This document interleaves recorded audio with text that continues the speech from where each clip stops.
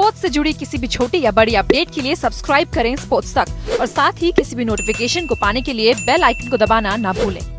To be done, but yeah, what's the feeling after getting yourself into this position in the match? The feeling's good. Probably pretty excited to come back tomorrow. As you said, there's still a bit of work to be done. So 5 wickets tomorrow. We just got to stay disciplined and patient. And there's obviously enough there in the wicket. Just got to hit the right areas. And yeah, 5 wickets is what we need. What did you make of some of the banter on the field today between Tim and some of the Indian players? Oh, I think it was all good fun. It's quite competitive out there, as you know, and there's going to be words from time to time, but it was all good spirit, I think. Josh, just with some of Virat's behaviour in the game, is there any frustration at all, given the standards that the Australian team's being judged by now after what happened earlier in the year, that perhaps there's others who are on a bit of a longer leash? Oh, I don't think we read too much into it, to be honest. We go about our work how we see fit, and the Indians can do what they like. We control what we can control, and our behaviour is obviously what we control. So we'll worry about that, and we'll let everything else take care of itself. Explain to us, who don't understand a lot as a bowler, why that pitch does sort of seems to behave in patches where the ball flies around and blokes can't lay a bat on it, then accomplished tail-enders can come in and score quite easily? I wouldn't say quite easily.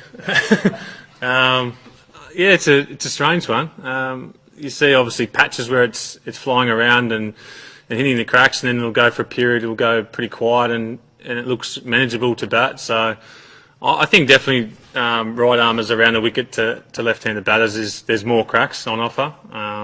It looks, or when I feel I'm bowling to all the right-handers, it feels a little bit more like a normal wicket. There's not as many cracks there or up and down, but as you said, it's from time to time it jumps around and then it can calm down. So the morning sessions seem like they're a little bit better for batting. I'm not sure why, but and then as the day goes on, I think the cracks might reappear, or it's an interesting one with the drop-in wicket as well. So not too sure.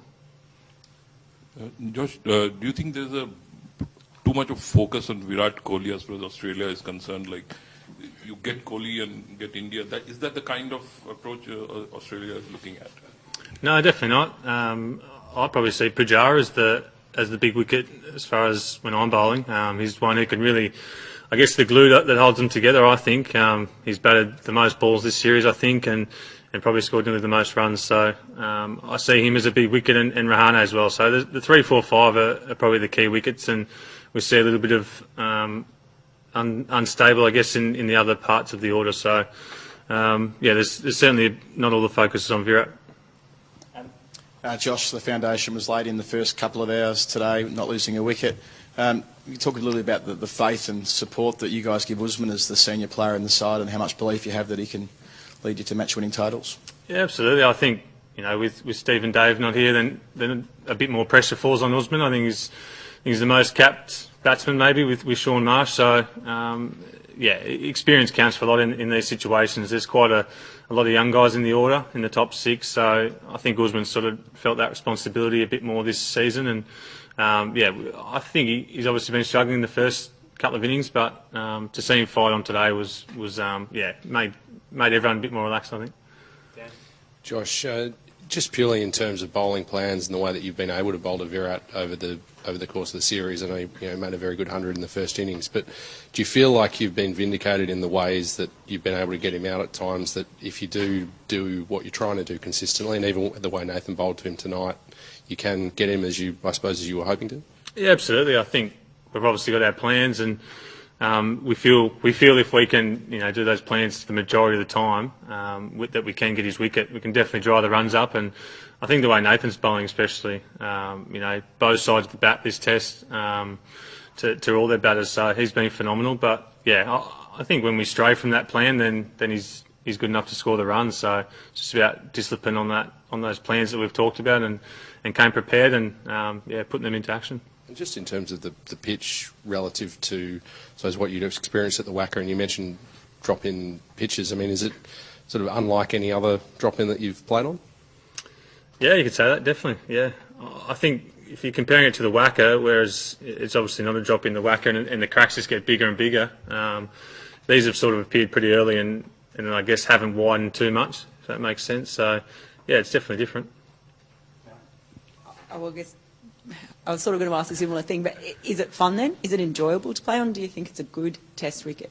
Yeah, I think so. That's from a bowler's point of view, definitely. But we've seen hundreds as well, and quite a few guys getting 50s. So, and it's obviously gone to the fifth day. So, there's plenty there, and I think it's exciting that things can happen at any stage throughout the day, and it's pretty competitive with bat and ball.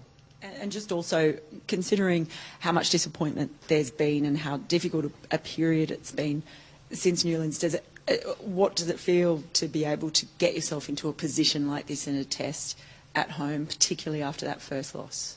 Yeah, I guess, last week was obviously a little bit different, but it feels as though I've obviously didn't go to the UAE. So it's been a bit of a long time between wins, but as I said, there's still a lot of work to do tomorrow. But I think any time I'm playing in Australia with the Australian cricket team, we feel pretty confident. Especially the bowlers feel very confident in getting 20 wickets and getting a result. As we saw last year, we got home 4 times out of 5, so we're feeling pretty confident. It's just putting that into practice, I guess, more often than not this summer. You talked a bit about Tim's chat before, but what about just his leadership and I suppose composure with the bat and even just sort of in the field? Yeah, I think he keeps things quite calm and composed, as you mentioned, and he doesn't get too flustered at any stages really, and you could see that with the bat today, the way he batted, and he was pretty unlucky to get that one today, and in the field he leads very well, I think, as you said, nice and calm. Josh, can you just take us out in the middle between you and Mitch in that last week of partnership, what you guys were talking about? If we saw any width or it was nice and full, we're swinging pretty hard. We knew that obviously the cracks were there, and Paddy got one that rolled, and Nath got a couple that jumped. So it was just about trying to score runs as probably quickly as we could. We knew it was going to be nice to bowl on once we got the new ball in hand, and we managed to get a few together, which was fun, and frustrate the Indian team a bit longer. So it was quite fun out there at stages. Josh, just elaborating on Tim a little bit. I mean, he came into the captaincy in such unusual circumstances and he still is a really new captain. Do you feel like he's elevating his presence, not just within the team, but within cricket as well over recent times? I mean, we saw what happened today. He was so ever-present today with the bat and then in the field again. Do you feel like he's really starting to elevate that presence? Yeah, absolutely. I think he's just getting more confident as time goes on, whether it's with the bat or in the field.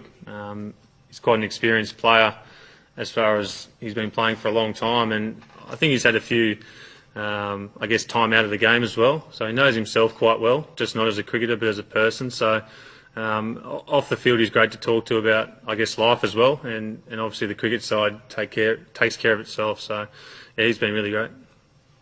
Josh, just with the verbals, just with the amount of scrutiny you guys are under, do you feel the opposition sees it as an opportunity to push your buttons and you will not retaliate? No, I don't think so. I think at stages in a game it's going to get a little bit heated from time to time between bat and ball, but I think we're pretty confident that we can hold that line that we've, I guess, talked about as a group, as a team. So I don't feel that's the case, no. Most of these verbals, are these like an organic reaction to the heat of the moment, or is it a considered ploy to distract the batsmen and get under their skins? I think it's more in the heat of the moment. It's definitely not a ploy to attack any batsman at any stage. It's more of a heat of the battle, and but I think it's been really good so far. Just some good banter out in the middle between both sides. There's been no personal abuse. No. Thanks very much.